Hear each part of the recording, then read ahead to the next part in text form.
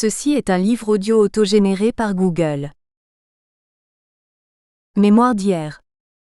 Pour une histoire critique du voyage. Un possible voyage. Par Luc Gwiazdzdzynski, géographe. Il n'y a pas de bons et de mauvais voyageurs, pas de vrais voyageurs et d'idiots du voyage 1. Il s'agit plutôt d'esquisser les contours d'une analyse personnelle du voyage et des voyageurs. Cette contribution n'est qu'un modeste jalon dans l'élaboration d'une approche critique collective des formes et des pratiques du voyage et des voyageurs qui nécessitent échange et confrontation. Autant de villes et de voyages que de voyageurs. Même dans une société hypermoderne ici ou ailleurs, nous croyons le voyage possible. Je hais les sédentaires et dis mortes les villes achevées. Par provocation, j'aurais sans doute pu faire miennes ces paroles de Saint-Exupéry. Ici et maintenant. Sans doute pas ailleurs et demain. C'eût été faire peu de cas de l'hospitalité offerte dans cet ouvrage à une pensée en mouvement, et par nature même inachevée. En réalité, je ne hais pas les sédentaires. Je les crains, car je ne comprends pas bien leurs habitudes, leur certitude enracinée et leur volonté de se protéger sans cesse d'un danger extérieur. Une ville achevée est au mieux un musée, un décor urbain, un squelette. C'est le plus souvent un mouroir de l'urbanité. Ma ville est définitivement l'univers des possibles et des lendemains qui chantent, pas un cimetière. Je hais les villes musées polissées où l'autre est mis à distance. Dans un monde en mouvement, qu'est-ce que le voyage? Pourquoi voyager? Quelles sont nos pratiques? Quel intérêt? Face à l'injonction de mobilité, reste-t-il une place pour le voyage et les voyageurs? L'approche critique du voyage et des voyageurs nous invite à proposer quelques définitions. Une nature nomade. Le malheur de l'homme, disait Pascal, vient de ce qu'il ne peut se tenir tranquillement dans une pièce. Nous devons être quelques malheureux sur terre, incapables de tenir en place. Pour moi, le voyage est un besoin aussi vital que l'air que je respire. Je dois être atteint de ce besoin incoercible de voyager que Baudelaire appelait la grande maladie, l'horreur du domicile. Cette maladie m'a sans doute poussé à entrer en géographie, la science de l'espace.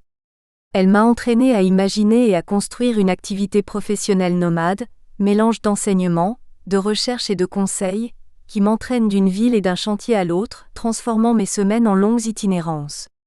J'habite le temps davantage que l'espace. Je vis du sens des choses. Je traverse l'espace, me nourris de paysages, me frotte à des territoires qui n'arrivent pas toujours à me retenir.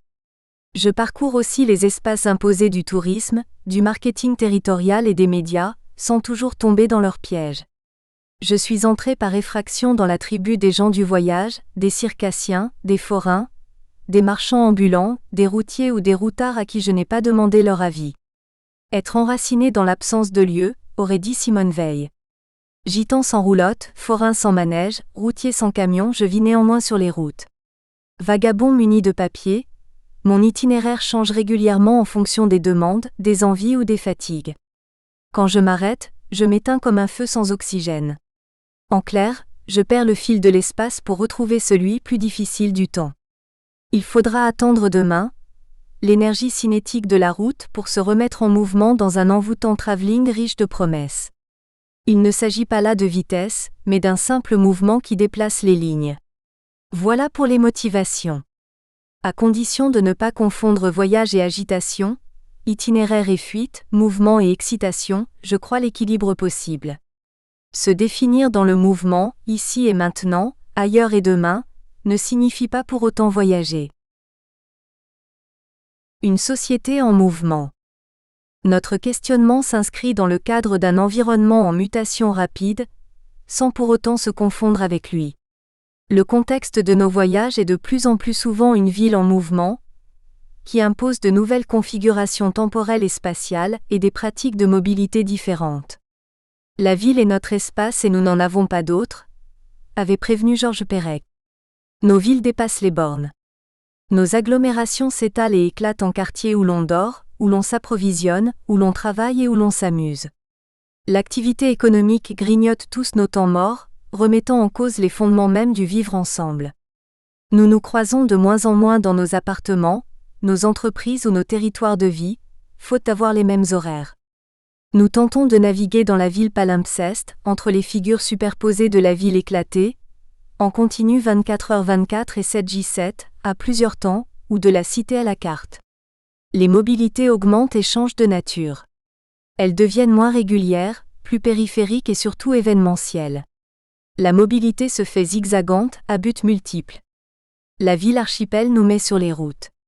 En retour, ces mobilités modifient les formes mêmes de la ville. Pourtant, bouger et se déplacer dans la ville éclatée comme dans un tuyau ne veut pas pour autant dire voyager. De nouvelles figures du nomadisme. Les temps changent, la ville s'étend, les mobilités explosent et se diversifient, entraînant une évolution des figures du nomade et du nomadisme économique ou touristique 3. Outre les gens du voyage, gitans, manouches, circassiens, forains, routiers, routards ou marchands ambulants déjà invoqués, et une jet-set surmédiatisée, nous pouvons tenter de fixer quelques figures classiques ou nouvelles du nomadisme et du nomade. Le nomade traditionnel est d'abord touareg, mongol, gitan, pygmée, papou ou indien amazonien en voie de marginalisation. Il termine souvent le dernier chapitre de l'aventure millénaire de son peuple, aux marges d'agglomérations millionnaires. Le nouveau nomade, homme d'affaires pressé et hypermobile, passe son temps dans les avions pour son travail, et son petit frère, représentant de commerce attaché à sa voiture blanche, est le moderne Romanichel et la Madone des Formule 1. Le nomade virtuel consomme le monde devant sa télévision, mais s'échappe de temps en temps pour faire la Tunisie ou le Maroc. Le nomade économique est un travailleur immigré. L'exilé, souvent politique, fuit son pays. L'évadé fuit la justice et le sans domicile fixe erre dans la ville à la recherche d'une maigre pitance et d'une tanière pour la nuit. En marge de ces profils typés existe une autre figure, celle d'un nomadisme quotidien sans visa. Navetteurs quotidiens, nous passons de plus en plus de temps dans les transports. De l'enfance à la retraite, nous adoptons l'attitude du nomade, ses outils, ses habitudes et ses modes de vie. On a tous en tête des images de ces hypermodernes nomades. Ouvrier casqué qui rejoint l'usine en mobilette, enfant au sac surchargé qui attend le bus, étudiant qui se rend à l'université en train, jeune femme seule dans sa Twingo sur l'autoroute. L'excursion du dimanche ou l'échappée belle du week-end pimente en mouvement l'espace de plus en plus imposé des migrations domicile-travail. La mobilité devient saisonnière. La figure du nomade touristique saisonnier se profile. Le touriste peste contre les pauses qui lui sont demandées et contre les camions qui se traînent sur la route. Il fonce sans regarder autour de lui, pour gagner quelques minutes, et le droit de s'effondrer sur un lit à l'arrivée. Sur place, dans un autre chez lui, il s'invente une nouvelle vie, de nouveaux amis, la même vie finalement mais ailleurs. Il consomme sans toujours rencontrer l'autre, la culture locale ou le territoire. Le besoin d'évasion se termine de plus en plus souvent en séjour all inclusive, tout compris, formule les plus complètes du tourisme d'archipel, de la société du bien-être et de l'entre-soi. Dernière forme d'un nomadisme très particulier et toujours en vogue dans notre pays, le mouvement de foule. Étudiants, ouvriers, enseignants, retraités, chômeurs. C'est dans la rue, lors des manifestations, que l'on conteste les pouvoirs en place et que l'on exprime ses idées. C'est dans de gigantesques parades et autres défilés que l'on affirme son identité sociale, ethnique, culturelle ou sexuelle. La mobilité est aussi un acte politique. Assurément, ces figures du nomadisme ne sont pas des figures du voyage au sens où nous souhaitons le définir, ou telles que nous prétendons parfois le vivre. Ces nomades sont mobiles sans pour autant être voyageurs. Mais le voyage et le voyageur sont différents, ailleurs, autrement.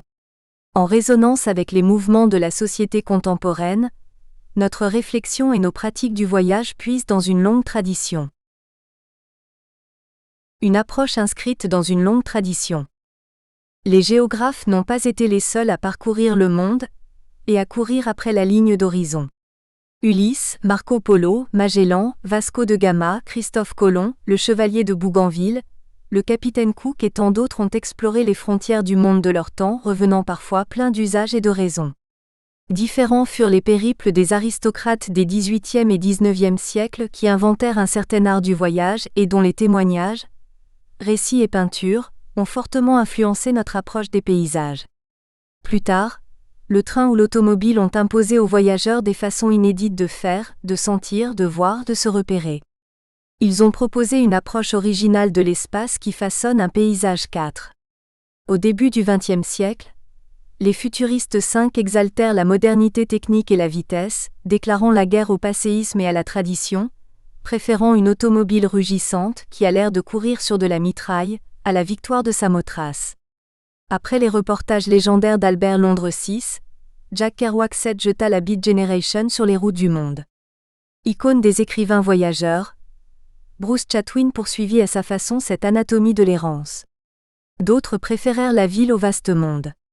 Après Baudelaire, Aragon, André Breton ou Léon-Paul Fargue ont aimé arpenter les villes, les traverser dans tous les sens et rapporter leurs expériences dans des chefs-d'œuvre comme Nadja 8, Le paysan de Paris 9 ou Le piéton de Paris 10.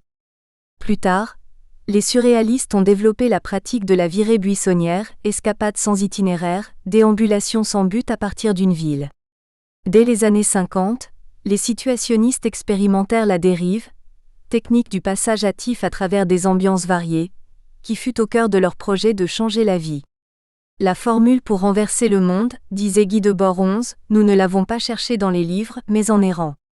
Ils firent de la dérive urbaine un moyen d'exploration psychogéographique, une étude des lois exactes et des effets précis du milieu géographique, consciemment aménagé ou non, agissant directement sur le comportement affectif des individus.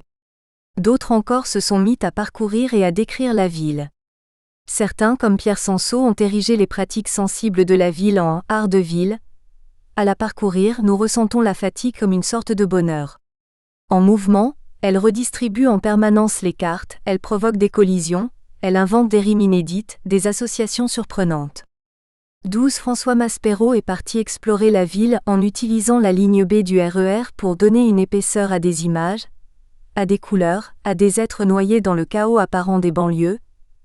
Déchiffrer cette géographie, retrouver un peu de l'histoire des gens qui l'habitent. 13.